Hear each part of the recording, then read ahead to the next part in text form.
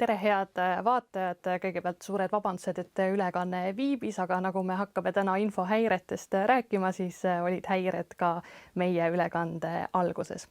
Aga koostöös Euroopa Parlamendi büroo Eestis ja Tartu Ülikooli Ühiskonnateaduste Instituut tänast veebiseminari korraldavad ja räägimegi infohäiretest ja küberkuritegevusest ja sellest, kuidas iga inimene ise saab end kaitsta. Meil on ekspertidest koosnev aruteluring, kus siis seda teemat täna lähemalt lahkamegi. Ja aruteluringi kuuluvad Euroopa Parlamendi väliskomisjoni aseesimees Urmas Paet, Tartu Ülikooli infohäirete uurija Maia Klaassen, Tartu Ülikooli semiootika kaasprofessor Andreas Ventsel ja Eesti Ekspressi uuriv ajakirjanik Martin Laine. Ka teil, head vaatajad, on võimalik sellesse ülekandesse panustada. Ja kui teil on mõtteid, küsimusi, arvamusi, mida te tahaksite meiega jagada, siis seda on teil võimalik tehes siin ülekande all kommentaariumisse kirjutada oma mõtted või küsimused. Ja ülekande lõpupoole siis loeme teie küsimused ette ka ja eksperdid proovivad neile vastata. Ülekande oleme jaotanud 3 plokki, kus esimeses plokis räägime lähemalt sellest, mida iga inimene ise saab teha selleks, et küberkuritegevust vältida või mitte selle ohvriks langeda, siis räägime riigi vastutusest ja seejärel juba ka kõrgematest tasemetest ehk mida Euroopa Parlament ja Euroopa Komisjon saavad teha, et selle probleemiga tegeleda. Aga Martin Laine, ma alustaksin teist. Teie töötate igapäevaselt ajakirjanikuna. Kui palju infohäired puudutavad või mõjutavad teie tööd? Tere, jah. Esiteks puutun ma infohäiretega kokku ka vahetult tööalaselt, olles ka töötanud faktikontrollidega ja ka uurinud erinevaid infohäireid nagu oma töö osana. Aga kui rääkida ajakirjandusest üldisemalt, siis loomulikult infohäired meid mõjutavad. Võistleme me sellel halastamatul tähelepanu turul koos igasuguse muu infoga ja sotsiaalmeediaga. Ja see on halastamatu turg seepärast, et sellist tõest ja kvaliteetset infot edastada on võimalik palju aeglasemalt ja palju töömahukamalt kui võib-olla mitte nii tõest ja kvaliteetset infot. Seetõttu on see ka selline ebaaus turg ja kahtlemata viimased aastad koroona tõttu on ka meie sellist siseelu mõjutanud erinevate eetiliste ja moraalsete dilemmade näol, näiteks, et millist infot üldse läbi lasta, milliseid kõneisikuid ja isegi kõneisik on sobiv, kas see jutt, mida ta räägib, on üldse ühiskonnale kasulik just selle koroona ja vaktsiinide valguses ja selle ilminguks ongi näiteks see, et Delfi on enda koroonalugude kommentaariumid kinni pannud, on olnud siin vastuolulisi arvamuslugusid, mis lükatakse ühelt poolt justkui ise avaldame, aga siis teiselt poolt lükkame ümber ja selliseid infokorratusi meie enda sisus on ka ju tegelikult olnud. Aga kas lihtsam ei oleks, kui ei peaks hakkama nii-öelda ümber lükkama, ehk siis see esialgne arvamuslugu, mis võib-olla kubiseb faktivigadest, et seda üldse näiteks ei avalda? See on ju ajakirjanduses alati läbikukkumine, kui sa isegi pead ju mingeid parandusi tegema, et see kahju, mis sellest tekib, on nii ju sündinud ja tihti jääb ka peale pärast seda, kui sa need asjad ümber lükkad. Aga mõnikord on selliseid piiripealseid juhtumeid, kus kõneisik ongi usaldusväärne ja see sisu kontrollimine on nii töömahukas ja keeruline ja teema ise on nii keeruline, et neid vigu võib sisse lipsata ja kindlasti see tekitab ka ja on ka toimetuses sees eriarvamusi, kas oleks pidanud avaldama või mitte ja need eriarvamused püsivad ka pärast selle arutamist. Andreas Ventsel, teie viisite hiljaaegu läbi ühe uuringu, mille eesmärk oli välja selgitada vaenulikust infomõjutustegevusest tulenevad probleemid ja pakkuda ka välja võimalikke lahendusi. Lahendusteni me jõuame mõne aja pärast, aga millised need peamised probleemid olid, mis välja koorusid?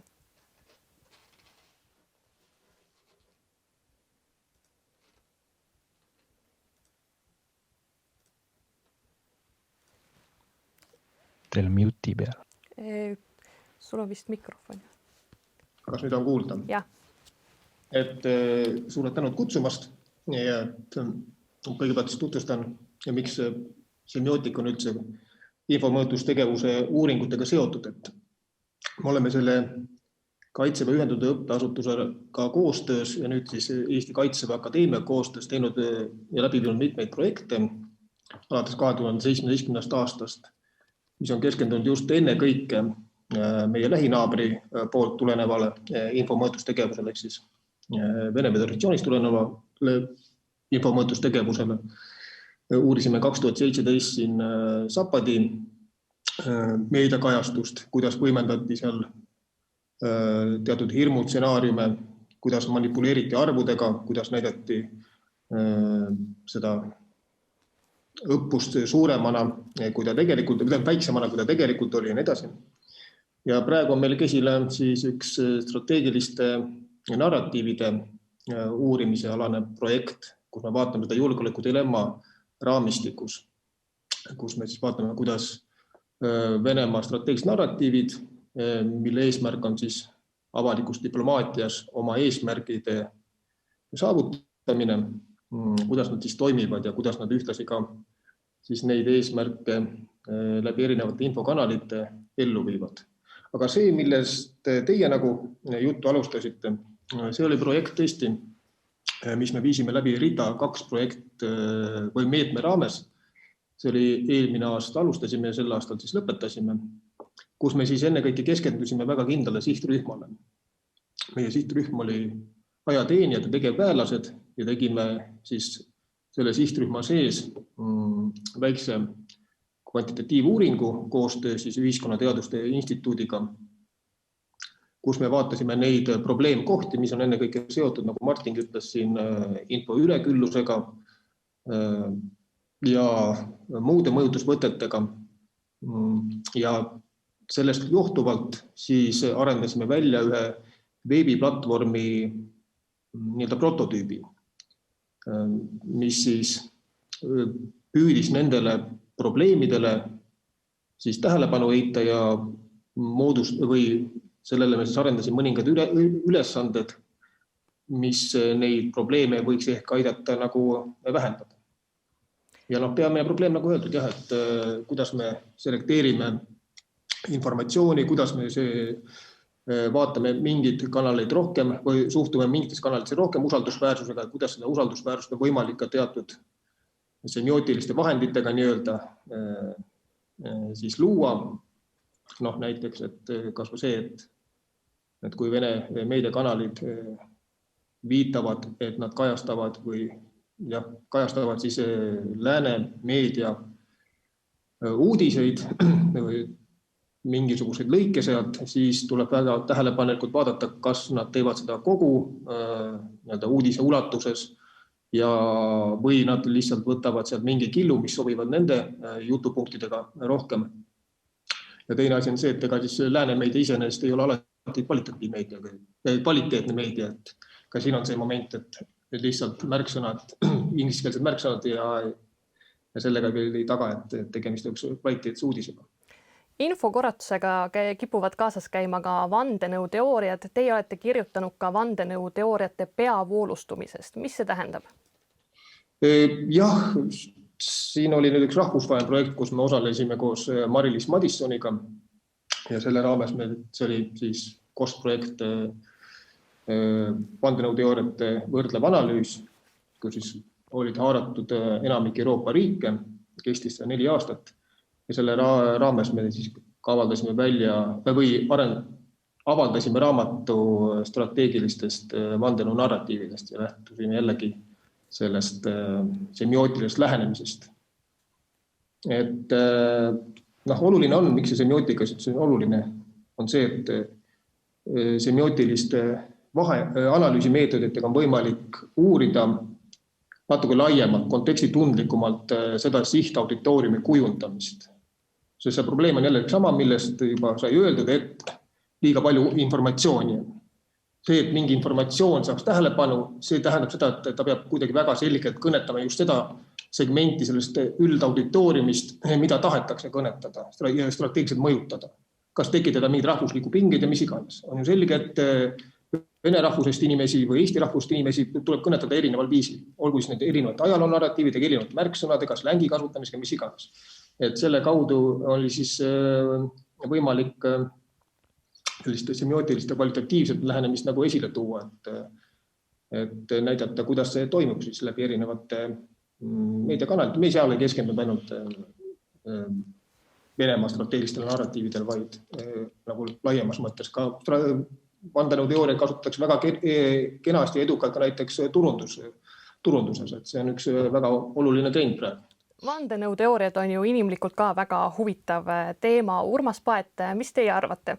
Kas vandenõuteooriad on süütu meelelahutus või strateegiline propagandarelv? Nagu vaadata, mis meie ümber toimub juba mõnda aega, siis pigem kõik võimalikud vandenõuteooriad on ikkagi ühiskondade toimimisele selgelt häirivad. Et häda ongi ju selles, et mingi osa pea kõigist, ütleme, demokraatlike ühiskondade inimestest elab paljudes asjades hoopis teistsuguses inforuumis kui enamik, et ei usaldata klassikalist meediat, ei usaldata ka klassikalisi sotsiaalmeedia väljaandeid, vaid kogu tõde, mille järgi siis üldse ühiskonna asjades orienteeruda ja oma vaateid asjadele kujundada, võetaksegi paljuski just sellistest vandenõuteooriatest või ühe allika lugudest või suisa ekstra siis korraldatud infooperatsioonidest, et see on, ütleme, täna paraku sellise demokraatliku maailma igapäev ja miks ta selline paha lugu on see, et see kõik ju järjest rohkem mõjutab ka selles mõttes tegelikku elu, kõigi inimeste elu, näiteks valimistulemuste kaudu, avaliku arvamuse kujundamise kaudu ja siis valimistulemuste tulemusel ka tegeliku ühiskonna ja riigipoliitika kujundamisel. Nii et selles mõttes see ei ole juba mõnda aega enam lihtsalt selline, ma ei tea, süütu ajaveetmise viis või see, et lüüa käega, et las mingid siis mitte päris adekvaatsed tegelased loevad ja usuvad seda. Et kui me ikkagi vaatame trende, siis trendid selles mõttes on kehvad, et see on juba tükk aega liikunud välja, ütleme, sellisest marginaalsest osast või ruumist, vaid ta tegelikult ikkagi järjest enam mõjutab ka otseselt avalikku arvamust, selle kaudu näiteks valimistulemusi ja selle kaudu siis juba ka poliitika edasist kujundamist. Ehk siis te olete veendunud, et selle teemaga kindlasti on vaja väga jõuliselt tegeleda? Kõik see sõltub, millises ühiskonnas me lõpuks elada tahame. Et kui me tahame, et ikkagi mingisugune jalad maas olukord säiliks või mingisugune tervemõistuslik olukord säiliks, arvates, et see on meile näiteks Eesti kontekstis meie julgeolekule ja heaolule kõige parem, siis loomulikult tuleb sellega tegeleda. Kui on totaalselt ükskõik, siis ongi ükskõik, eks ole. Aga ma arvan, et täna me veel nii kaugel ei ole, et meil oleks ükskõik. Maia Klaassen, teie olete kirjutanud sellest, et informatsiooni hulga kasvades on varasemast olulisem tarbijaoskus ka usaldusväärset informatsiooni ebausaldusväärse seast välja sõeluda. Aga ometi ei ole inimeste meediakirjaoskus tegelikult ajaga paranenud, vaid pigem just sellist süvenemist isegi on vähemaks jäänud. Mis see põhjus on? Siin on selles mõttes, ma arvan, üks võib-olla kõige suurem ka ühenduvuse tunne, et kui näiteks vandenõuteooriatest rääkides me kipume ikkagi vastandama meie ja nemad, siis kui me räägime üleüldiselt sellest, kui pealiskaudselt me infot tarbime, siis see ei olene absoluutselt poliitilistest vaadetest, see ei olene sellest, kas sa arvad, et kuu maandumine päriselt toimus või mitte, eks ole, vaid need on puhtalt siis käitumismehhanismid.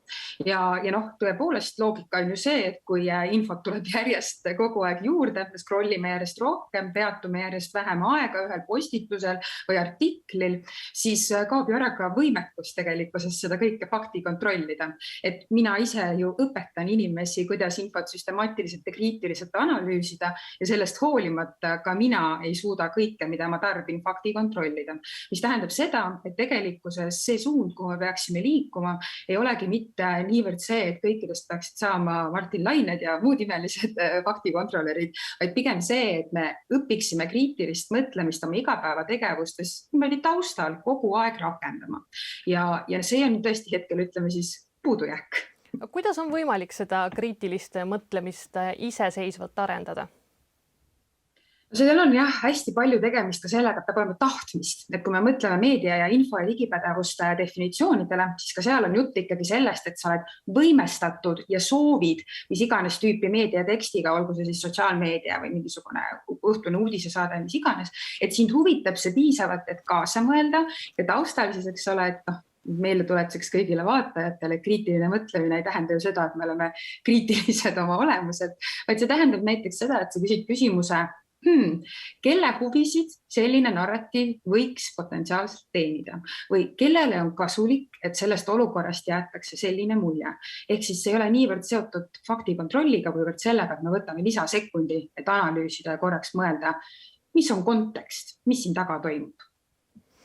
Aga liigume nüüd edasi ka üksikisiku tasandile ja Riigi Infosüsteemi Amet teeb regulaarseid kokkuvõtteid sellest, mis Eesti küberruumis toimub.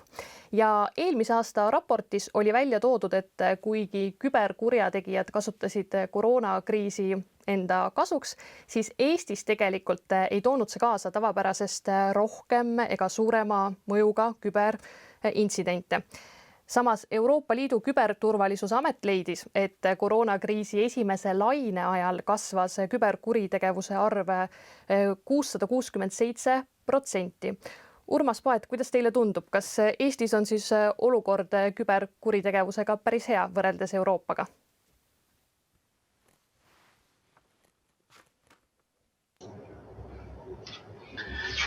Nagu me kõik teame, küberkuritegevusel on, eks ole, mitu võimalikku väljundit. Eesti puhul, ma arvan, hea on lihtsalt see, et meie selline valdkonna teadlikkus, ütleme professionaalsel tasandil, on olnud siis suhteliselt hea ja on olnud siin aega seda arendada.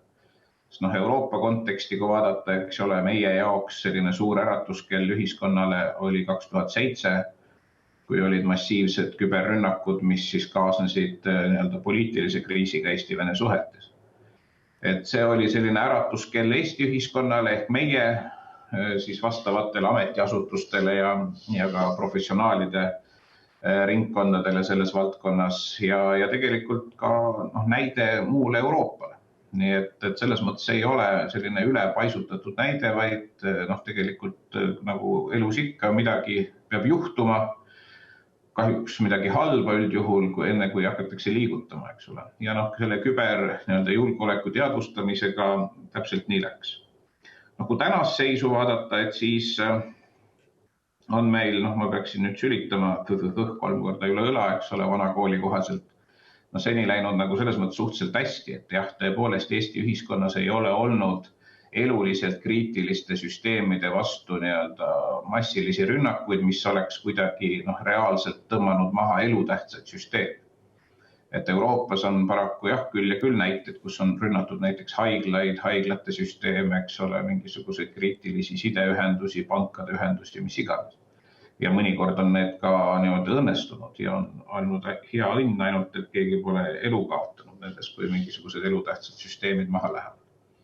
Nii et selles osas jah, võib öelda, et puht praktiline pool on see, et selliseid kehvi näiteid on mujalt rohkem võtta.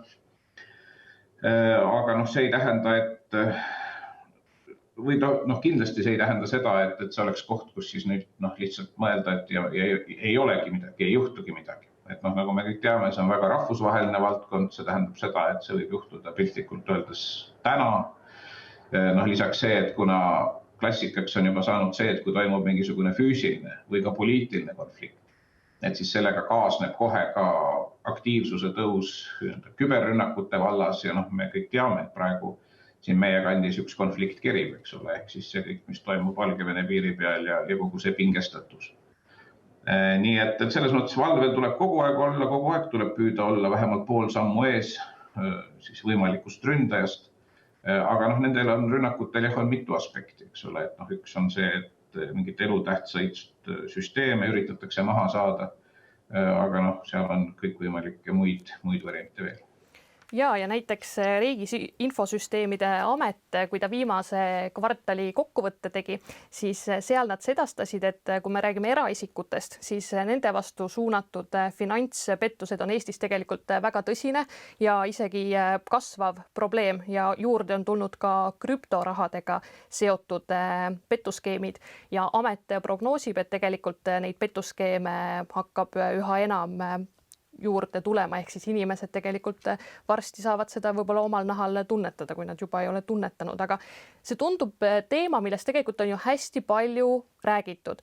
Martin, meedias ju samamoodi tegelikult sellistest kuritegevustest räägitakse. Kas seda ei ole siis ikkagi piisavalt tehtud, et ometi inimesed langevad lõksu?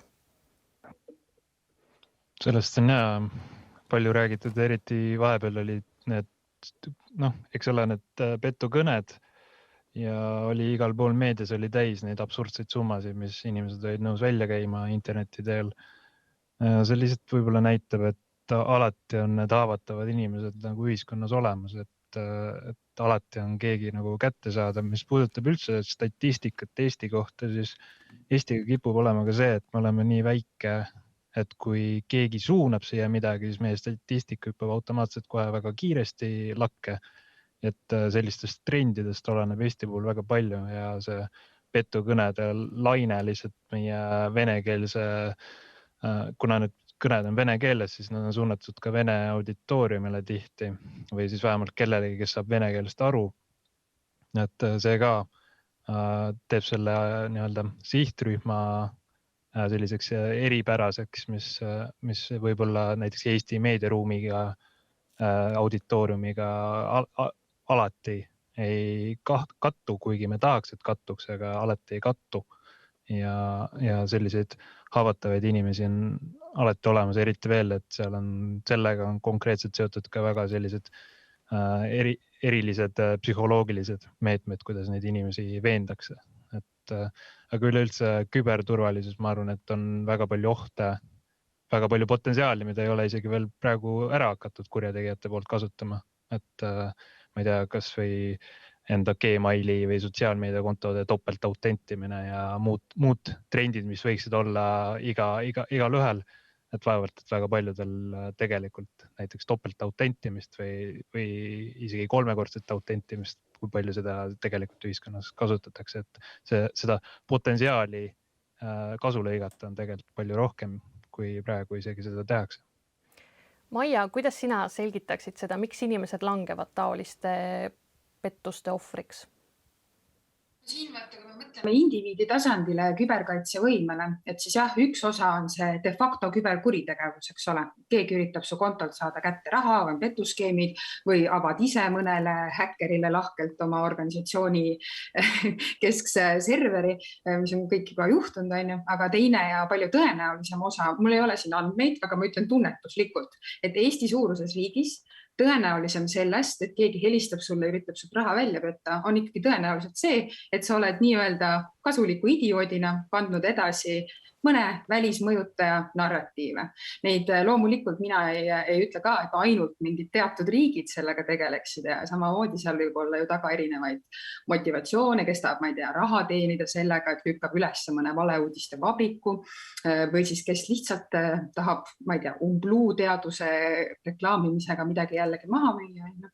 Aga ma arvan, et suurem tõenäosus on see, et sa oled sotsiaalmeedias olnud ettevaatamatu ja sisuliselt kellegi teise jaoks kasulik narratiivi edasi kandnud.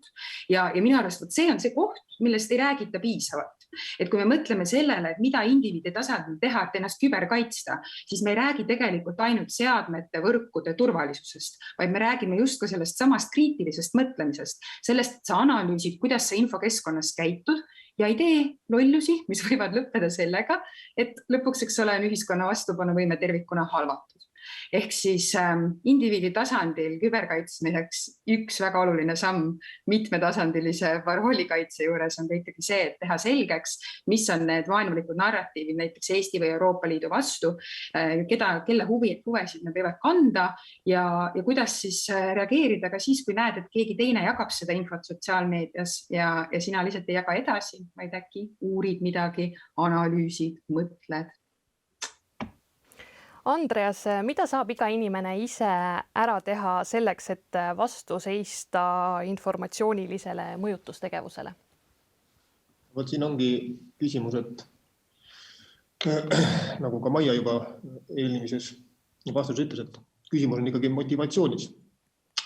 Et kas inimene soovib kuidagi rohkem teadlik olla selles võimalikus infotulvas orienteerumisel või mitte. Et ühelt poolt loomulikult, kui me vaatame, et kuna kus kohas noored juba suhtlema hakkavad, siis enamasti nad sisenevad sotsiaalmeediasse ikkagi varakult. Et järelikult, kui praegu meie haridussüsteemis ennekõike antakse selliste meedia kirjaoskuse nii-öelda kursusi gümnaasiumiõppes, siis võiks sellega alustada nagu varem. Ei pea kohe loomulikult ära ilmutama, et Venemaa ründab ja ka karu on saunas ja mis iganes. Aga vähemalt kõige elementaarsemaid selliseid näpunäiteid, mille vastu võiks nagu kaitsepookida nii-öelda, võiks juba alustada küll varem kui gümnaasiumi astmes. Et see võib olla natuke hiljem, liiga hiljem. Ja näiteks, kui me toome Läti näite, siis Lätis on juba ka põhikoolis teatud kursused sees õppeharidussüsteemis. Nad võtavad just 2012 aasta uue õppekava vastu ja seal on juba ka see varasematel kooliastmetel sisse integreeritud. Eestis pidi vist kas 2023 uus õppekava sisse võetama, et võib-olla ikka seal ka tuleb nagu uued tuuled ka seal hakkab puhuma. Et jah, kõigepealt peab ise nagu motivatsioon olema selleks, aga samas seda motivatsiooni on võimalik alati ka juba koolihariduses, kus kohas me ikka suhtleme. Suhtleme ikkagi noortena oma sõpradega, enamasti koolikeskkonnas, eks ole. Ja kui me isegi sotsiaalmeedia kaudu suhtleme, siis enamasti ikkagi nende, kelle kaudu me oleme tuttavaks saanud kas koolis või mis iganes, et juba sellel tasandil peaks olema see motivatsiooni kasvatamine sihestatud. Et see on võib-olla selline väike soovitus, mis võiks nagu indiviidi tasandil olla. Et ühelt poolt loomulikult on seotud ka riigi tasandiga, sest kooliharidus ei ole ju indiviidi küsimus ainult. Ja iga lapsevanem võib loomulikult ka meelde tuletada, et kui nad eriti veel ise on omad vitsad kunagi kätte saanud, et nii-öelda hoiatada oma järeltulijaid siis selle võimaliku ohu eest. Ja kindlasti neid pigem on niimoodi, et kaitse tuleb alati hiljem järgi. Rünnakud on alati nagu eespool. Selles mõttes nad on nutikad ära kasutama neid nõrkusi ja välja mõtlema uusi võtteid. Maia, sina ju õpetad tegelikult ka meediakirjaoskust. Kas sa oled päri sellega, mida Andreas ütles, et tegelikult peaks juba varem hakkama pihta sellega?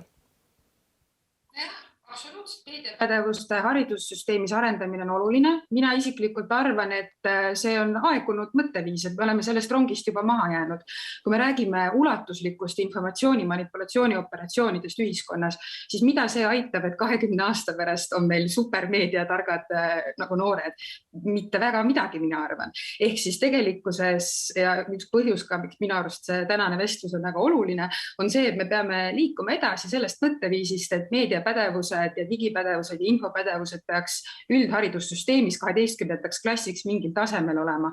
Ja me peame liikuma edasi sinna, et kuidas teha kindlaks, et näiteks spetsialistid, suurepärased spetsialistid enda valdkonnas, kellel on ligipääs mingitele tundlikele materjalidele, et nemad näiteks on kursis sellega, mis saab, kui keegi saab nende kohta kompromiteerivat materjali, kuidas reageerida, kuidas mitte lasta välja pressida, et nemad ise ei hakkaks kandma mingisuguseid välisnarratiive edasi, kas siis rahvusluse või millegi muu sildi all, eks ole.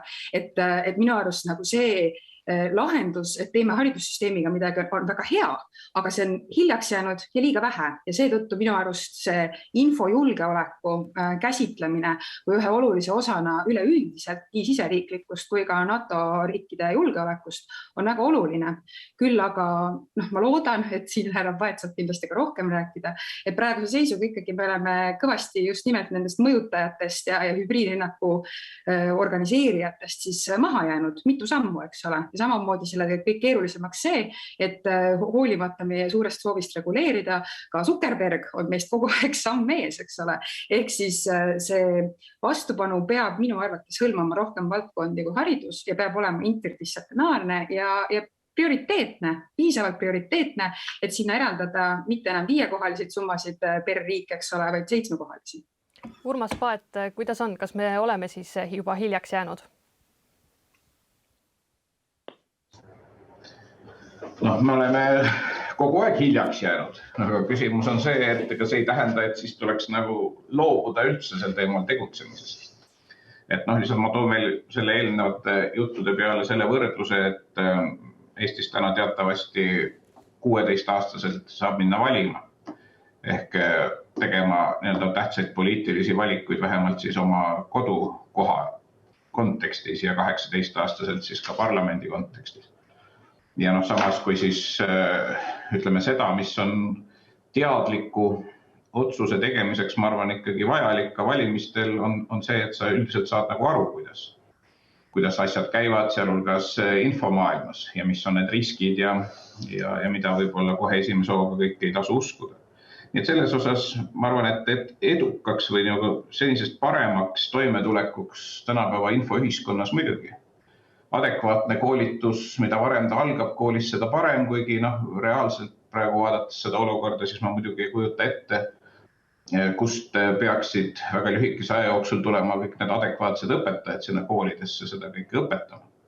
Et see on, ma arvan, väga suur probleem, aga nagu jälle, et me võime öelda, et me oleme justkui tore oleks, kui see oleks kõik ammu olnud, aga ei ole, mis tähendab seda, et nüüd siis tuleb hakata pihta selle.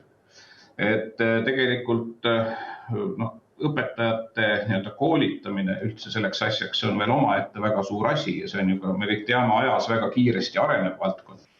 Mis tähendab, et see kunagi oled lugenud mingisuguse raamatu läbi ja selle pealt õpetad, see tegelikult on ainult väike osa võib-olla veel täna kehtivatest reaalsustest.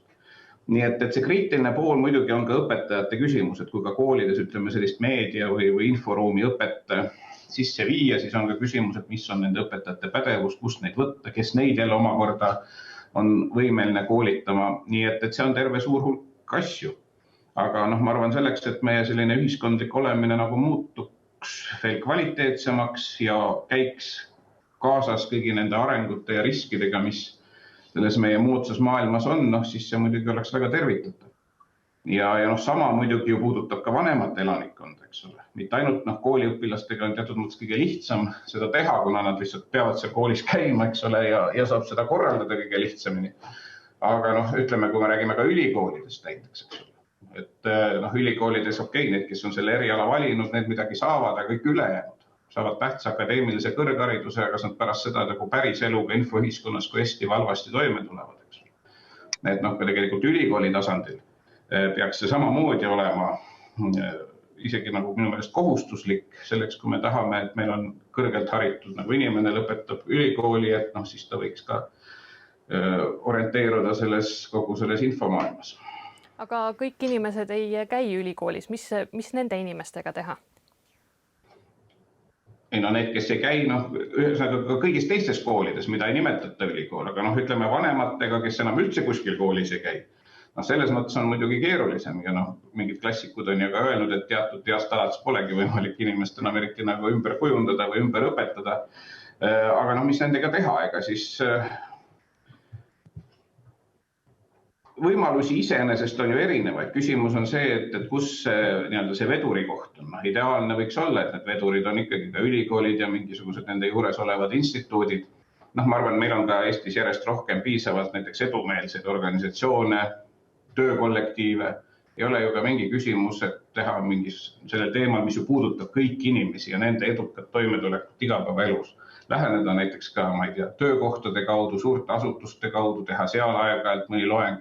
Nii et ütleme, et selles mõttes ei ole siin jalgrattast väga vaja leiutada, et kõik ütleme sellised täiskasvanu hariduse või täiendõppe asjad on ju olemas paljudes muudes valdkondades, aga lihtsalt minu meelest see valdkond on selles mõttes eriline, et tõepoolest see mõjutabki igaühe elukvaliteeti eraldi võttes ja kui väga viltu läheb, siis summa summarum meie kõigi elukvaliteeti. Me olemegi nüüd sujuvalt riigi rolli peale üle läinud, aga Martin, mis sina arvad, kas küberkaitse on riigi või iga inimese enda vastutus? Eks indiviidid alati mõjutavad ka kogu riiki lõppude lõpuks, et see mingilt maalt paratamatult muutub riigi vastutuseks, et indiviidi tasandil justkui oleks kõige lihtsam midagi ette võtta, aga kuna indiviide on nii palju, siis neid korraga nagu mõjutada, olema motiveeritud tuvastama näiteks valeinfot või infomõjutust või sotsiaalmeedias mitte kõike jama jagama, usaldama kvaliteetset ajakirjandust, mis iganes, et seda saavutada iga indiviidiga võrdselt ongi väga, väga keeruline. Aga kindlasti on asju, mida riik saab selleks ette võtta. Ma ei tea, selline, kuidas öelda, et mul on tunne, et viimasel ajal lisaks sellele kõigele, mis me siin niikuinii räägime, et see infopädevus ja kõik see on ka selline demokraatliku ühiskonna väärtustamine ja kui toimub demokraatliku ühiskonna õõnestamine, selle äratundmise arendamine ka oluline ja mis seda aitaks, ongi sellise kodaniku ühiskonna võib-olla arendamine, MTÜ-de toetamine, projektide toetamine, grandipõhine ajakirjandus, mis võimaldaks näiteks ajakirjandusel pakkuda tasuta konkureerivat infot ja kvaliteetset ja kontrollitud infot, et praegu meie paneme paywallid ette ja sotsiaalmeedias saab ju palju ägedamat ja palju lõbusamat infot tasuta. Et neid meetmeid on palju, muidugi ma ajakirjanikuna tavaliselt kajastan, et seda, mida on vaja saavutada, aga kuidas seda saavutada, mulle väga tihti ei meeldi nagu ette öelda, see on juba natuke nagu poliitika tegemine. Aga me millalgi jõuame kindlasti ka rahvusvahelisele tasandile, et mis veel, et Eesti huvid, nagu kui me räägime Eestist, siis Eesti huvid on hästi olulised. Kui me siin vaatasime seda Facebook Papersit ja sealt kuuldus, et 80+ % nende sisu modereerimisest puudutab inglisekeelset sisu. Ja kui mõelda, et sinna 20, vähem kui 20%, siis mahuvad ka mandariini keel ja hispaania ja portugali ja kõik need araabia keeled, et kui suur tähelepanu siis langeb eesti keelsele sisule, kus on kõnelejad niimoodi miljoni kanti, et see, et Eesti huvid oleksid sotsiaalmeedia platvormidel nagu esindatud, et seda on meil väga, väga keeruline, aga väga oluline saavutada. Andreas, mida on Eesti riik teinud selleks, et infokorratuse probleemi lahendada? Lihtsalt korraks lõpetan selle mõtte veel, mis oli seoses selle ülikoolide ja õpetajatega, et ma olen täiesti nõus eelkõnelejatega, et see, et meil on gümnaasiumiõppes aine kursus meediapädevuse kohta, ei tähenda veel, et meil oleks pädevaid õpetajaid, et ülikoolides kindlasti peaks olema õpetajakoolitusel ka konkreetsed kursused, mis seda edasi annavad. Siin 2018 aasta oli üks ekspertgrupp soovitas lausa, et võiks õpetajaid soodustada selliseid kursusi võtma, mis siis kogu aeg nagu uuendavad oma teadmisi, kuna need info mõjutamisvõtted ja need küberturvalisusega seotud probleemid, need alati uuenevad, et see ei ole niimoodi, et õpin nüüd ülikoolis ära ja siis kogu elu on hoolet, et sellega kindlasti mitte. Ja teine asi, kui me tahame rääkida, et kuidas me saaksime vanemaid põlvkonda harida, siis äkki tuleks kasutada ära seda, et iga muna tahab kana õpetada ja just nimelt ka siis noortele näidata, et kas samade kursuste raames, olgu siis gümnaasiumiõppes, kus iganes, et kui näed häda, siis aita ka vanemaid, et äkki nad oskavad siis nagu soovitada mõningaid asju ja teades, et vanemad põlvkondi ja seal mingi põlvkondade vaheline erinevus on, et siis võib-olla nad saavad selle kaudu endast kuidagi paremini välja paista ja hea meelega oma esivanemaid õpetavadki. Et seda muideks ka vandenõuteooriate puhul ja kummutamise puhul tuuakse välja, et tuleb ära kasutada aeg-ajalt ka vandenõuteooria teoreetikute nii-öelda kriitilist meelsust, nad kahtlevad kõiges, eks ole, eriti just peavoolus, aga siis, kui saate kuidagi selle vandenõuteooria enda allikate suhtes kahtlema, et panna, siis hakata seda ka võib-olla uurima. Seda üliskeptilist meeleolu ja kriitilist meeleolu tuleb ära kasutada ka nende enda seisukohtade õõnestamisel. Aga kuidas saaks riike paremaks teha? Siin ongi see, et võib-olla siis tõesti mingisuguseid, ma olen praegu rohkem seotud selle kaitseväe valdkonnaga, et teatud riigiametnikele teha baaskursusi, kes ennekõike just puutuvad kokku sellise võimaliku infomõjutustegevuse, kes on potentsiaalseks sihtmärgiks on selge, et üks olulisemaid probleemkohti on just selle sihtmärgistatuse nii-öelda määratlemine. Ei saa kõikide meetoditega kõik ära seletada, eks ole. Et vastavalt sellele, mis need sihtmärgistatud või auditoorium on siis, et sellele siis selle spetsiifikast lähtuvalt teha mingid kursusi, mis teatuid probleeme nagu esile toob või nagu rõhutab, et nii-öelda kutsub valvsusele.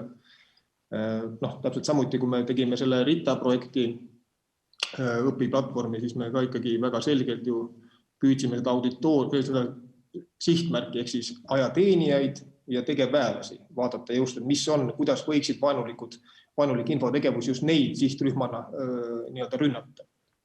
Näiteid on ju tegelikult palju, eks ole, kuidas õnnestatakse seal usaldust liitlaste vahel seal, kuidas võltsuudised, kuidas NATO sõdurid vägistavad seal Leedus noori tüdrukuid ja nii edasi. Et just see sihtmärgistatud ja auditooriumi eripära tuleb alati arvestada, kui me tahaksime mingisuguseid tulemusi saada nii-öelda inimeste valvsuse tõstmisel. Et lihtsalt, et andke raamat kätte ja lugege. Siin muidugi üks oluline või siuke märksõna, et Rootsi uurija Pamment on välja toonud oma 2018. aasta raamatus, et infosõja ja üldse infomõõtustegevus kirjandusest kõigest vähem kui 1% moodustab nende võtete või vastumeetmete kirjandus. Ülejäänud on kõik nagu umbes ära tundmine. Et ma tunnen ära, et niimoodi rünnatakse, mis nii edasi, aga kuidas täpselt siis nii-öelda võimalikke vastumeetmeid välja tuua ja välja arendada.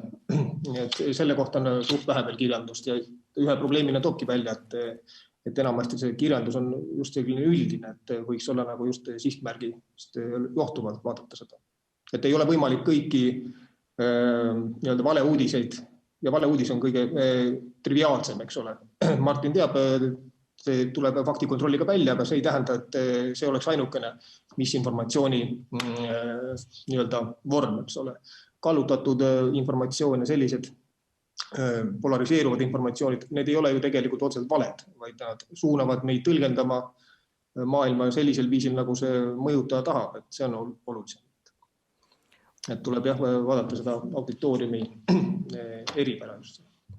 Urmas Paet, mis riik teinud on, et infokorratuse probleemiga võidelda?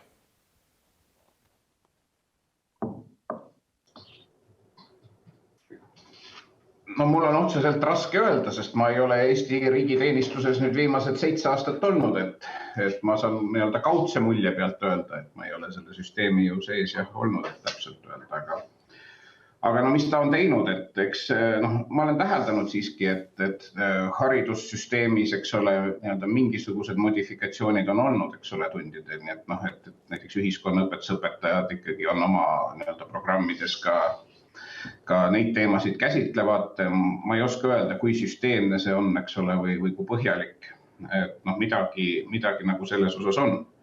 Mis puudutab sellist klassikalist nagu küberkaitse valdkonda, siis mulle näib, et selles osas me oleme nagu päris hästi toimetanud nii Eesti riigi kontekstis kui ka laiemalt, et näiteks kui oli Eesti eesistumine Euroopa Liidus, siis ju üleüldse esimest korda ka kaitseministrite näiteks kohtumisel korraldati küberõppus, mis oli üldse esmakordne Euroopas või Euroopa Liidus sellelaadne teadvustamine ministrite tasemel kõigi riikide jaoks. Nii et ütleme, et see, mis puudutab sellist klassikalisemat nagu küberkaitse valdkonda, sealhulgas ka siis sõjaväelist küberkaitse valdkonda, siin ma arvan, et me oleme nagu päris hästi liikunud. See, mis nagu ühiskonda puudutab, et siis enne me ka rääkisime sellest, et minu meelest kogu haridussüsteemis täna selle suunalist panustamist oleks vaja, midagi on tehtud, aga kindlasti tuleb sellega nagu edasi liikuda olulisel määral.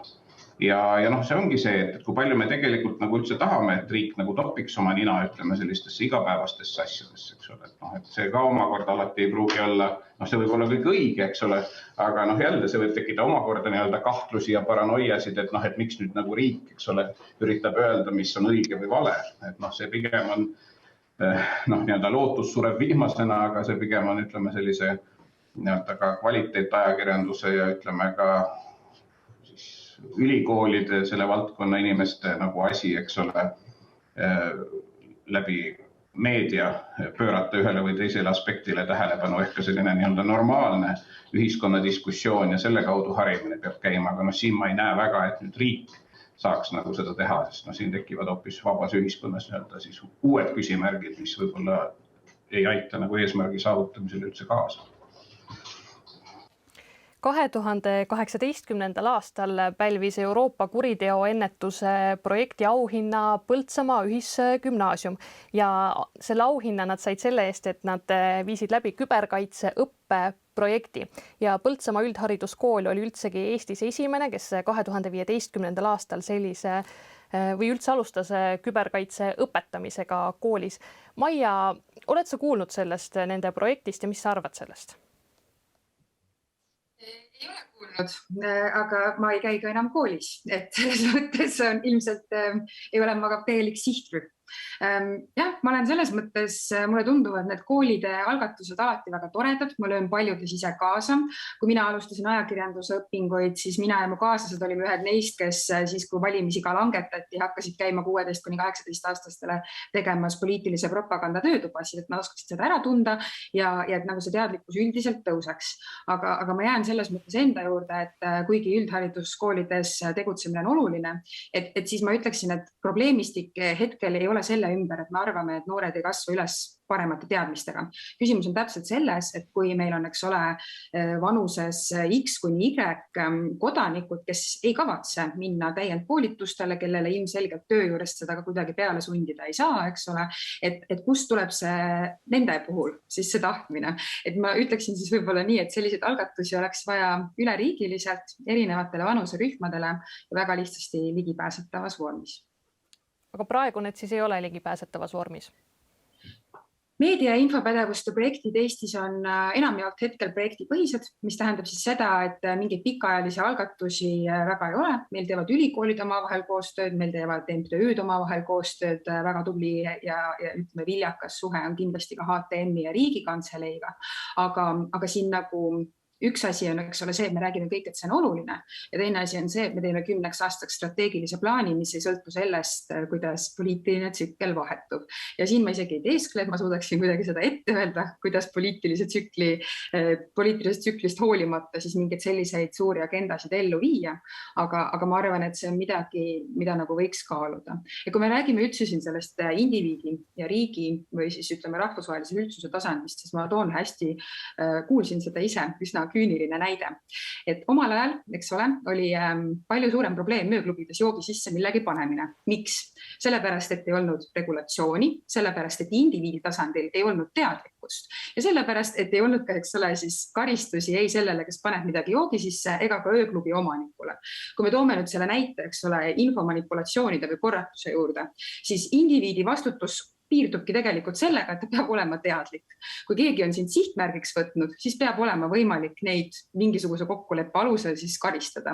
Ja samamoodi ööklubi omanik ehk siis platvormid antud kontekstis või riigid ja Euroopa Liit komisjon, kes nagu nendega seda koostööd regulatsioonide ajal üritavad teha, nemad peaksid siis vastutama selle eest, et kui indiviid tuleb siia ruumi ja kui tuleb ka, eks ole, see vaenulik pool, et siis see vastutus ei peaks olema tegelikult ainult indiviidi peal ja regulatsioonid peaksid siin kindlasti toestama.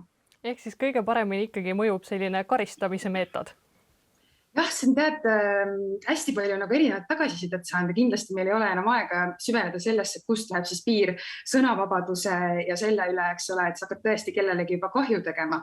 Et siin nagu jällegi tekib see paradoks, et ühtepidi demokraatias me tahame, et kõik saaksid demokraatlike väärtuste kandjana öelda ja teha, mis tahavad, kuni see ei ole seaduse vastane, aga kuidas seda teha mingil määral seaduse vastaseks, see on väga kompleksne probleem. Küll aga on selge see, et minu rõhuasetus siin on selle, et kindlasti indiviid ei pea olema siin peamine vastutaja.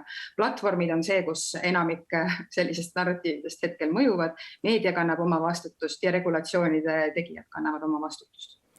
Martin Laine, kas te olete nõus sellega, mis Maia just rääkis, et ei pea ainult indiviid vastutama?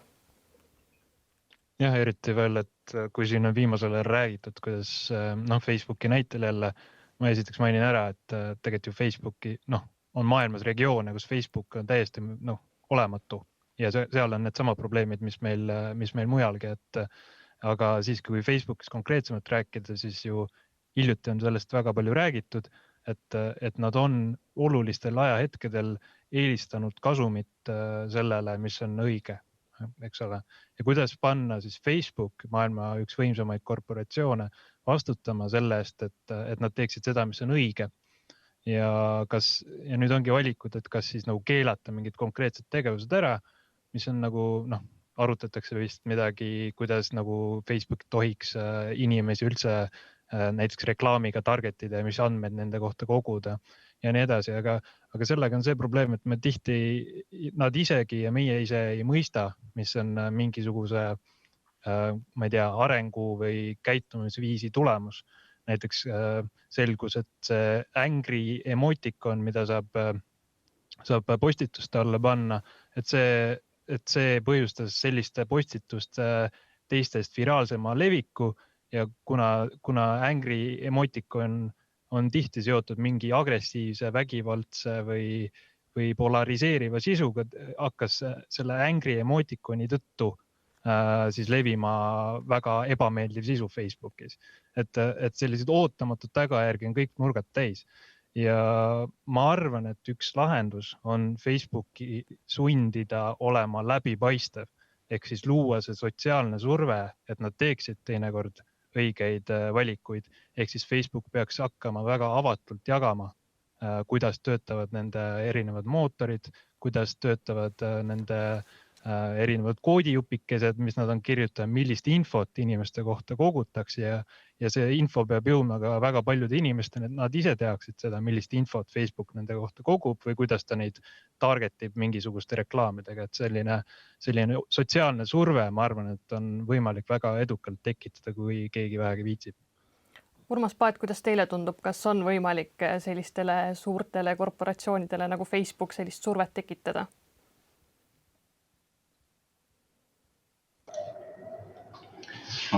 Eks ikka on jah, kuigi see kõik on ju paljuski ka seotud sellega, et mis selle surve tekitamise nagu huvi on, et lihtsalt nagu arvan surve tekitamine, kuna ta on ju niivõrd globaalne nähtus, et isegi nagu omaette võib-olla väga ei tööta. Et küsimus on jälle nagu selles, mida ma arvan, me tegelikult isegi nagu ei tahaks selles kontekstis rääkida, aga ainuke on ikkagi jälle riiklikud regulatsioonid.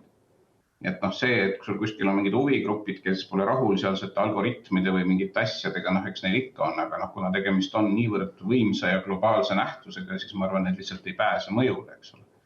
Et me oleme ju näinud näiteks Ameerika Ühendriikide näite varal, kus sul on peaaegu pool ühiskonda, kes ei ole rahul, eks ole, Facebooki ja Twitteri ja kõige sellega, aga mis siis, eks ole, et isegi nagu see suur surve selles samas nende koduriigis tegelikult väga ei morjenda.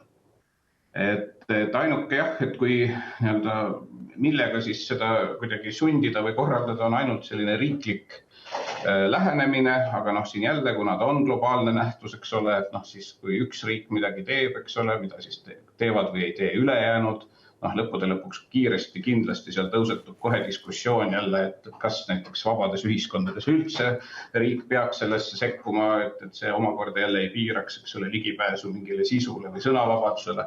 Samas on ju ka riike, kus see Facebook on üldse keelatud, eks ole, ja selle laadsed platvormid. Nii et see pilt ka maailmas on kirju, aga ega see jah, me peame endale lihtsalt, ma arvan, kogu aeg nagu ka aru andma, et tegemist vähemalt tänases maailmas on äärmiselt võimsa, eks ole, kommunikatsioonikohaga. Ja tal see mõju selles mõttes on väga suur. Et eks me ka Eestis ju näeme, ma usun, et kõik, näiteks kui ma võtan ka poliitilise poole pealt, et jätkuvalt kõige tõhusam, kui vaadata reklaame näiteks või poliitilisi sõnumeid, kõige kulutõhusam koht on jätkuvalt see Facebook Eestis, eks ole, kui sa võtad hinna ja selle suhet, kui paljudele see sõnum siis jõuab. Ja see vahe võrreldes mingite järgmiste selliste tasuliste meediakohtadega on kordades ja kordades. Ja nii on ta üle kogu maailma, eks ole, eriti veel suurtes ühiskondades, kus inimeste juurde pääsemine ongi keerulisem, eks ole, et siis ta on täiesti selles mõttes tänas maailmast saavutanud positsiooni, et ta on ikkagi väga selgelt suuresti monopoolses olukorras sellise infoleviku platvormina, mis tähendab, et tema mõjutamine väljastpoolt on igal juhul väga-väga keeruline. Räägime lähemalt ka sellest, mida saab Euroopa Parlament ja Euroopa Komisjon üldse teha, et infokorratuse probleemiga ja küberkuritegevusega tegeleda. Andreas, kuidas teile tundub, kui palju üldse Euroopa Parlament ja Komisjon saavad selle probleemiga tegeleda?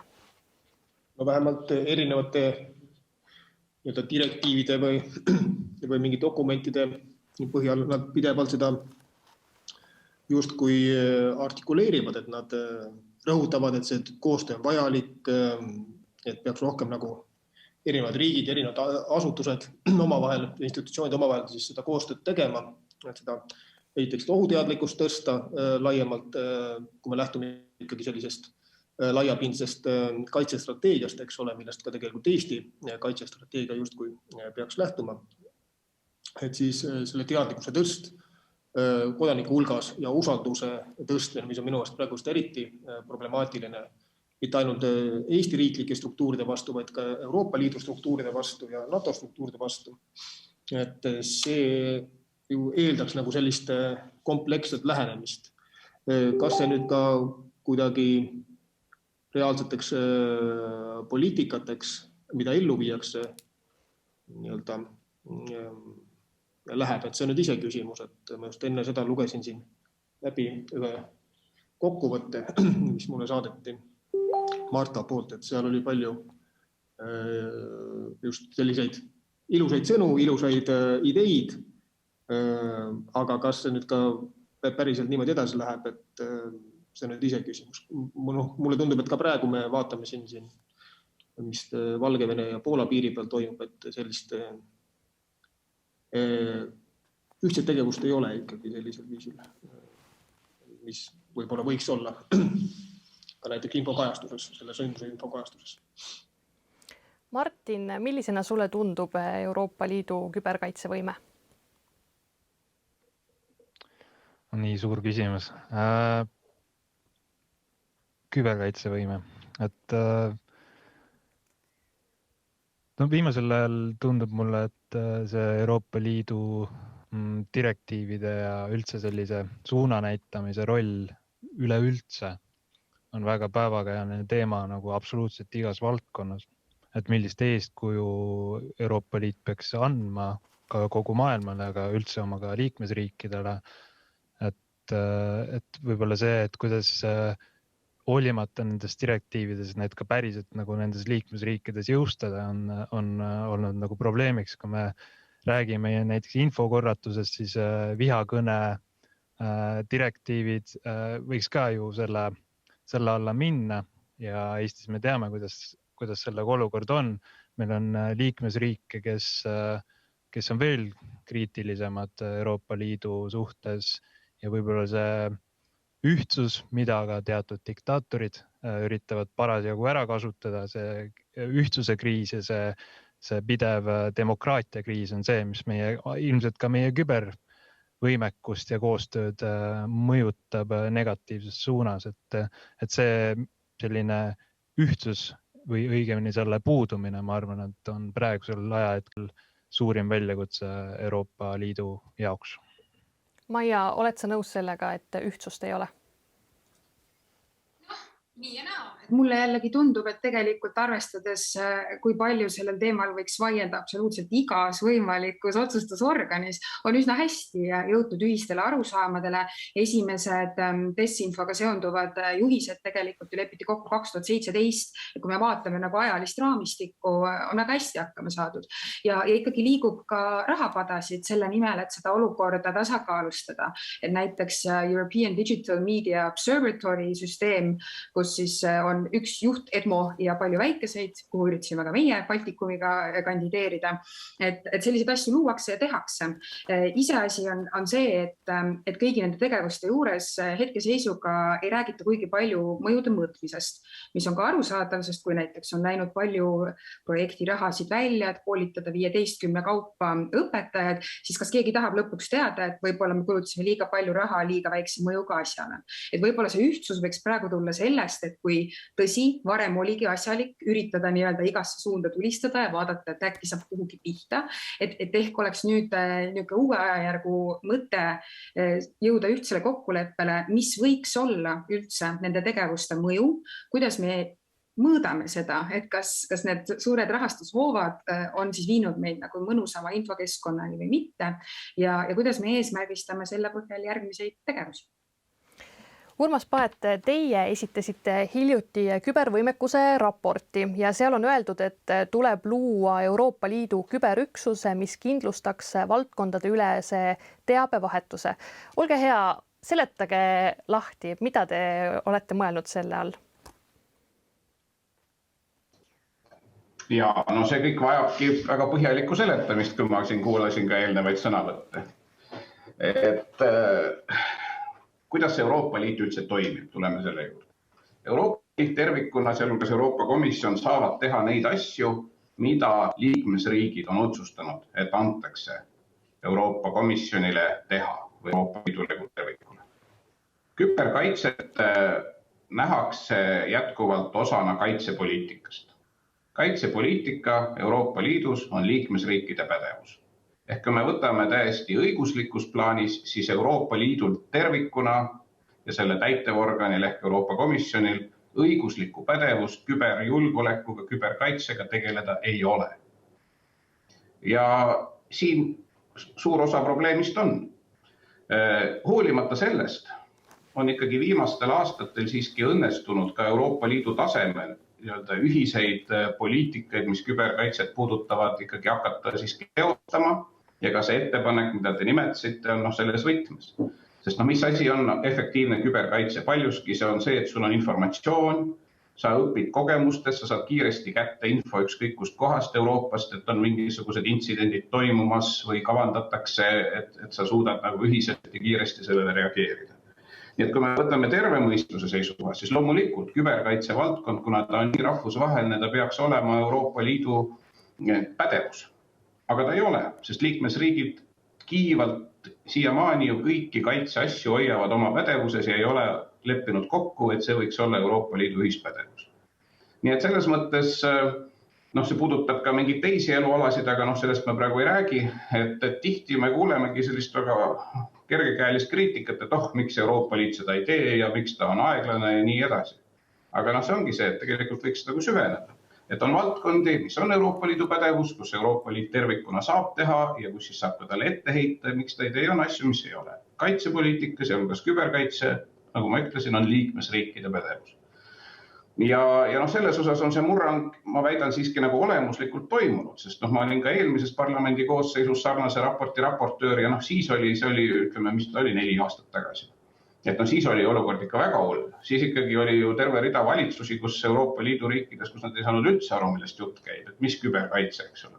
Oli juhtivaid ministreid, kes ei osanud isegi nagu meili saata, eks ole, kellele sekretär printis meilid välja ja siis ta luges läbi, kirjutas käsitsi sinna kõrvale vastuse, sekretär lõi jälle sisse, eks ole, ja me räägime küberkaitsest. Tänaseks selles mõttes ma väidan, et vastupidi, et tegelikult selle vähemalt probleemi nagu äratundmine, probleemi sõnastamine on teinud nagu pika sammu nende mõne aastaga. Ja siit tulebki nüüd suruda edasi, eks ole. Ideaalis jah, see võiks olla terve mõistuse või loogika seisukohalt ühine pädevus, ta ei ole, mis tähendabki seda, et liikuda saab edasi, ütleme siis väiksemate sammudega, nendes sammudes, kus siis liikmesriigid on nõus, et okei, jah, hästi, et on mõistlik, et Euroopa Liit tervikuna seda või teist asja teeb. Ja see puudutab siis ka näiteks Euroopa Liidu eelarvekulutusi sellesse valdkonda, et ka need eelarvekulutused on selles mõttes juba täiesti ise nagu ainulaadne nähtus, et Euroopa Liit kulutab raha ühiseks tegevuseks valdkonda, mis ei ole õiguslikult üldse Euroopa Liidu pädevus. Aga ometi see on juhtunud nüüd viimase eelarvestrateegiaga. Nii et selles mõttes ma arvan, et me oleme, või ütleme siis nii, et asjad on paremad, kui võiks eeldada, aga põhjus on ka väga lihtne. Et üldiselt saadakse aru, et ongi probleem. Ja küberrünnakud siin ja seal on ka suutnud teha päris palju kahju, eks ole. Ja nähakse, et ikkagi kui meil on selline suur konflikt siin demokraatliku ja autoritaarse maailma vahel, eks ole, et kui vaadata, kust küberrünnakud Euroopa riikidele tulevad, see on valdavalt Hiina, Venemaa ja natuke Põhja-Korea, eks ole, ja nipet-näpet kuskilt veel, et saadakse aru, et kui me räägime ühtsest välis- ja julgeolekupoliitikast Euroopa Liidus, siis see küberi pool ei saa olla siin midagi nagu teistsugust. Nii et see on nagu selline lihtsustatud olukirjeldus. Selles raportis on juttu ka näitena laiaulatuslikust ebaseaduslikust jälitustegevusest ajakirjanike, inimõiguslaste ja poliitikute vastu. Tooge palun mõni näide. Viimastel aastatel need näited on ju ka ajakirjanduses käinud läbi, kus on tuvastatud, et üks või teine riik on teostanud mingisugust massi jälgimist, iseasi, eks ole, mida nende andmetega pihta on hakatud või tehtud, aga see, et sellised asjad nagu käivad, eks ole, see on tänane reaalsus. Nii et, ja siin on ju ka selliseid veel eriti ebameeldivaid näiteid, kus on ka liitlasriikide endi vahel sellised asjad toimunud, eks ole, et ei ole ainult see, et kuskil hiinlased midagi jälgivad. Nii et see on nagu laiem probleem, et see tehnoloogia areng ja selle võimalused ja ka nende ärakasutamine, mitte alati nagu kenal eesmärgil on käinud samm nagu ees, kui siis sellele reageerimine. Et ennetada pole seda suudetud, järelikult tuleb siis nüüd tagantjärgi sellele pöörata tähelepanu, aga ma arvan, et ei maksa meil ka kellelgi mingeid illusioone luua, et see pilt oluliselt tegelikult nagu muutuks, et kogu selle info, et me saame teha neid asju, mida me näeme ette, et kus võiks nagu piirata. Siin kõik on olnud ju suur diskussioon selle üle, et kas Huawei, eks ole, tehnoloogiat Euroopasse peaks massiliselt üles panema näiteks olukorras, kus meil on omal Euroopa tootjad, Ericsson ja Nokia. Et ega see diskussioon ei ole ju siiani lõppenud, eks ole. Samas, kui meil on globaalne suur vastasseis siin autoritaarse maailmaga ja meetodid, mida demokraatlik maailm ja autoritaarne kasutavad, on ikka totaalselt erinevad, nagu me näeme värskelt nii Ukrainas kui Valgevene piiri peal või kus iganes, siis igasugune, ma arvan, tänas maailmas igasugune ka selline moodsa aja ja moodsa tehnoloogia valdkonna ettevaatlikkus, eriti olukorras, kus sul on olemas juba a priori palju turvalisemad alternatiivid, siis ikkagi võiks seda kasutada ja sellele väga tõsiselt tähelepanu pöörata. Seal raportis on ka kirjas see, et küberrünnakutele tuleks ühiselt reageerida ja ründajaid sanktsioneerida, sest Hiina, Venemaa ja Põhja-Korea käitumine küberruumis on süsteemselt agressiivne. Kuidas siis peaks Euroopa Liit käituma? See põhimõte on see, et enam ei peaks vaatama, rünnakuid või konflikte nii, et meil on need klassikalised, eks ole, maal, õhus ja vees ja siis on mingi kübermaailm, mis justkui elab oma elu. Et tänane ikkagi arusaam on see, et see on ka osa sellest. Ei ole enam vahet, kus see konflikt toimub, kas maal, meres, õhus või küberruumis. Ja et ka sellest tulenevalt reaktsioon peab olema samasugune. Ehk nii siis ka vasturünnakud, ennetavad rünnakud kui sanktsioneerimine. Ehk selles mõttes me oleme jõudnud olukorda, kus tegelikult vahede tõmbamine konflikti mõttes ja agressiivsuse mõttes on kunstlikud. Andreas, kuidas teile tundub see, kas tuleb ühiselt vaadata?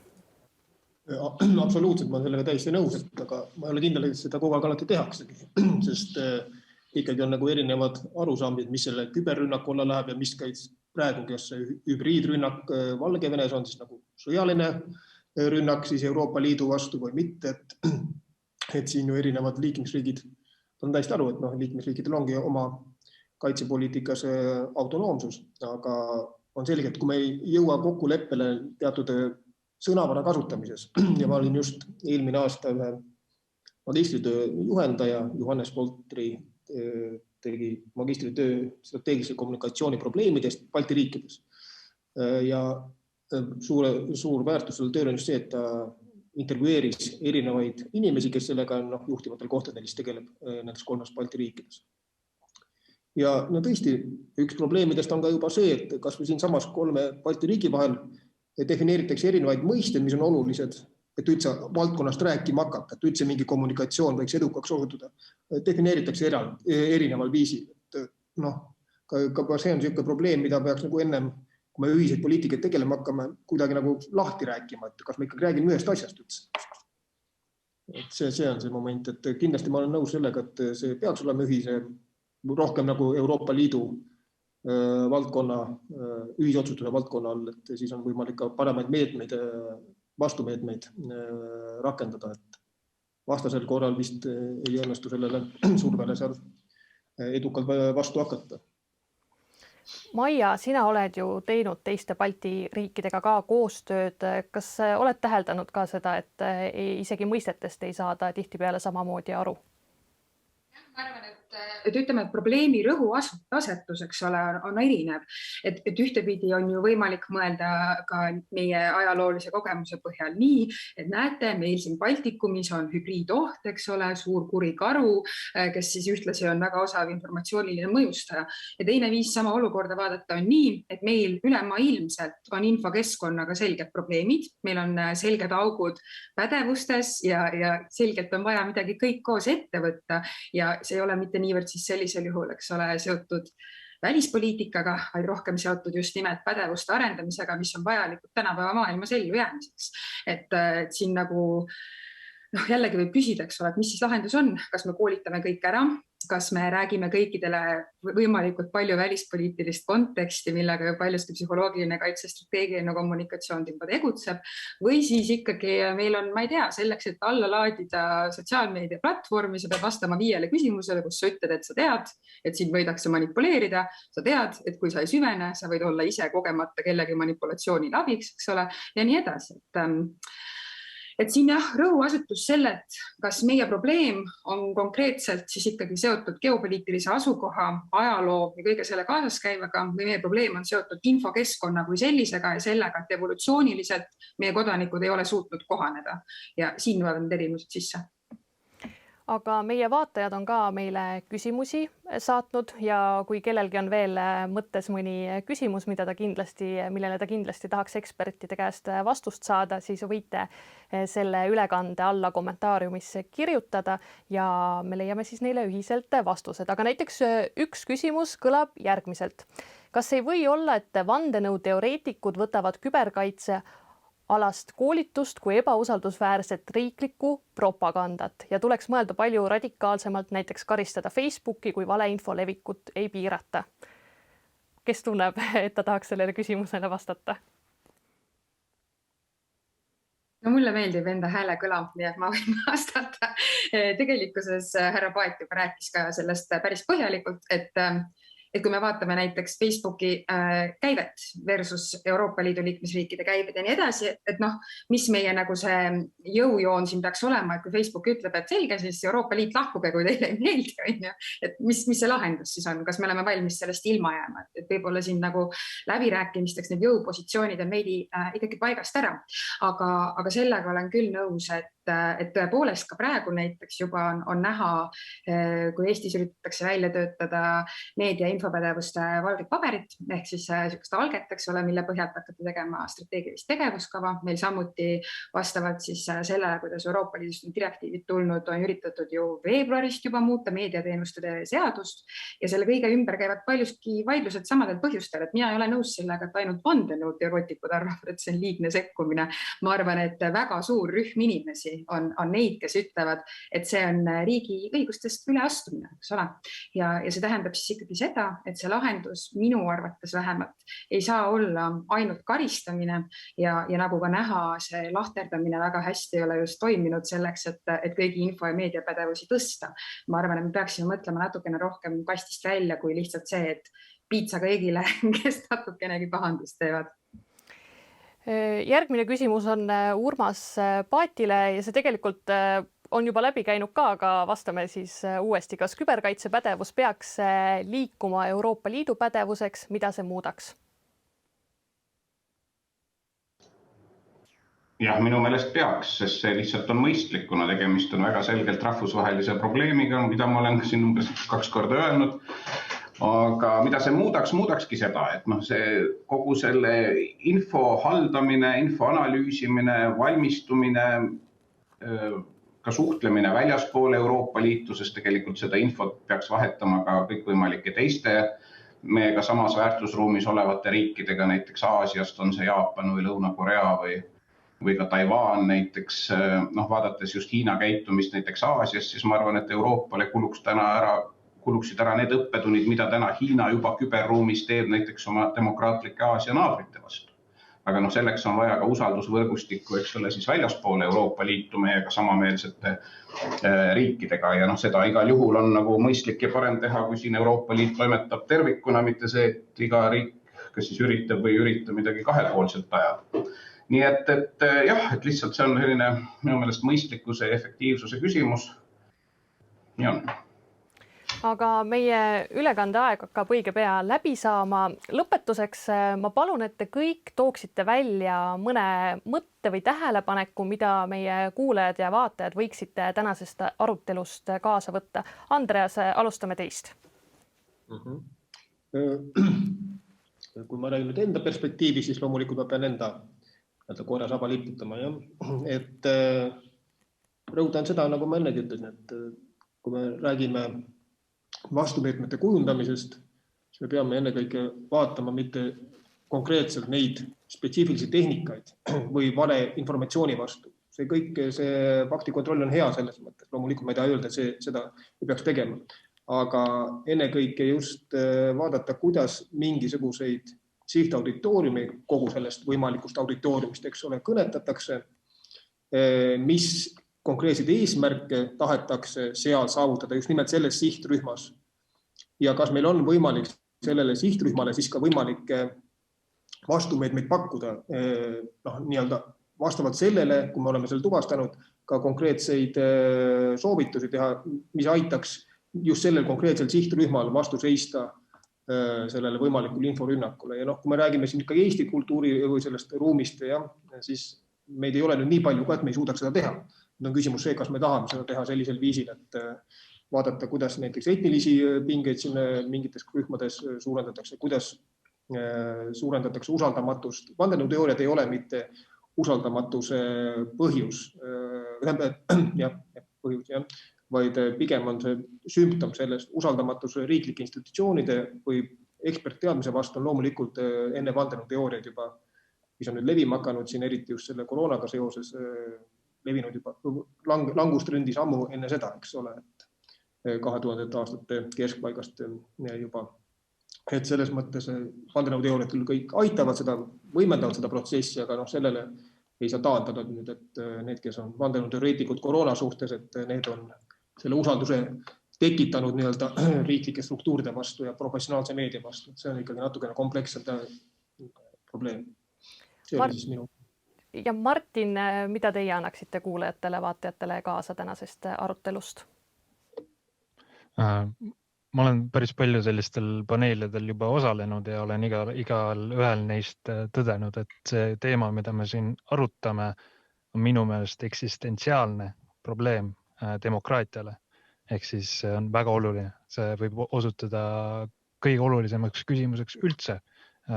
On ka mõnel pool maailmas juba osutunud paraku kõige olulisemaks küsimuseks üldse, kus on ka läbi kukkutud. Et seetõttu on need lahendused väga vajalikud ja tänapäeva keerulises maailmas, nagu me näeme, leitakse sõjapidamiseks aina uusi viise. Seega pole lugu, et Euroopa Liit võib-olla küberturvalisus osas nagu peab seda kaitsevõime, iga riigi oma kaitsevõime küsimuseks, et see küberturvalisuse küsimus tuleb ise meie juurde nii või naa ja sellega tegelemiseks on võimalik väga paljudes erinevates valdkondades midagi ära teha, nagu ma siin mainisin ka demokraatia kui väärtuse teadvustamine on näiteks üks selline garant küberturvalisusele ka. Ja teine mõte, mis mulle meeldis, oli see, et see skeptitsism, mis vandenõuteooriatega tihti kaasas käib, on tegelikult väärtus. Seda väärtust võiks kuidagi õppida kasutama ka nii, et sellest kõigile võimalikult palju kasu oleks, et mitte ainult neile, kellele see praegu kasulik on. Maia. Mina võib-olla ütleksin, et võtke kaasa endaga teadmine, et see eksistentsiaalne oht, kuigi ta on kahtlemata olemas, ei ole midagi, mis tähendab, et nüüd peaks heitma selili ja ütlema, võta mind infohäire, midagi teha enam ei anna. Et tegelikkuses esiteks sellega tegeletakse nii rahvusvahelisel tasandil, eks ole, kui ka Eesti riigi tasandil. Tõsi, me oleme natukene ajast maas, aga olgem ausad, infodeemia mis tuli koos pandeemiaga, üllatas ju tegelikult meid kõiki. Ja selle kõige juures tasub silmas pidada, et ise olles teadlik, võib-olla mitte nii pealiskaudne infotarbija, on väga suur samm juba astutud sinnapoole, et asjad läheksid paremuse poole. Ehk siis olge positiivsed, mõelge kriitiliselt ja ärge heituge sellest, kui see probleem tundub liiga kompleksne või võimatu, sest et üksikisikul kindlasti on võimalik palju ära teha. Te lihtsalt ei ole ainsad, kes vastutavad. Ja Urmas Paet, teie lõpusõnad? No kahes jaos. Kõigepealt, mis puudutab igaühte meist, siis meil kõigil on õnneks jätkuvalt võimalus targemaks saada. Ja ma arvan, et seda võimalust tuleks kasutada ka selles valdkonnas. Et ma arvan, et jah, et üksikisik, keegi me ei taha lolliks jääda. Ja puudutab see siis lihtsalt mingisugust olmelist või poliitilist infot või puudutab see sedasama mingit pangapettusi, mis iganes. Aga selle vastu aitab ainult see, et me igaüks peame püüdma selles valdkonnas saada targemaks. Ja süsteemsemalt me rääkisime, et näiteks koolid on üks koht, kus see peaks olema kõik süsteemsem, et avada noorte inimeste silmi 360 kraadi kogu selle maailma suhtes. Ja teine pool on siis see, ütleme, riiklik tasand. Et jah, et ma kordaks veel kord üle, et minu meelest on täna Euroopa Liidu liikmesriikides ja hulgas Eesti huvides see, et küberjulgeolek, küberkaitse on selgelt konkreetne koostöövorm Euroopa Liidu tasandil, et siin ütleme selline koostöö ja infoanalüüs ja kiire jagamine tuleb kõigile osalejatele kasuks rohkem kui see, et igaüks eraldi midagi üritab saavutada. Aitäh, Urmas Paet, Maia Klaassen, Martin Laine ja Andreas Ventsel täna siin aruteluringis osalemast ja aitäh ka teile, head vaatajad. Kes ei sattunud algusest ülekannet nägema, siis olge mureta, ülekanne jääb järelvaadatavaks ja saate seda teha omale sobival ajal. Mina tänan.